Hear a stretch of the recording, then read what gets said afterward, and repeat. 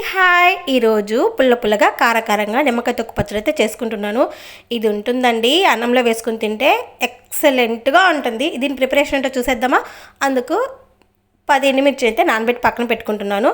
దీంట్లోకి ఆవాలు, నువ్వులు, మెంతులు అన్నీ కూడా 1 టేబుల్ స్పూన్ తీసుకున్నాను.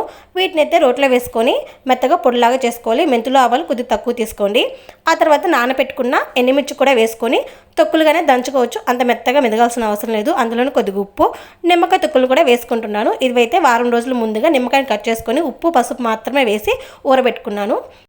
ఈ నిమ్మకాయ తొక్కలు కూడా మెత్తగా దంచుకోవాల్సిన అవసరం లేదు. కొద్దిగా కచ్చాపచ్చగా నల్ల కొట్టుకుంటేనే బాగుంటాయి.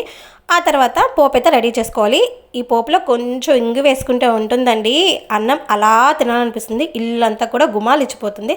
దంచుకున్న పచ్చని ఇందులో వేసుకొని అందులోనే వెల్లుల్లి రెబ్బలు కూడా వేసుకొని ఫ్రై చేసుకోవాలి. ఈ పచ్చని అలా అన్నంలో వేసుకొని తింటే ఉంటుందండి, ఎక్సలెంట్గా ఉంటుంది.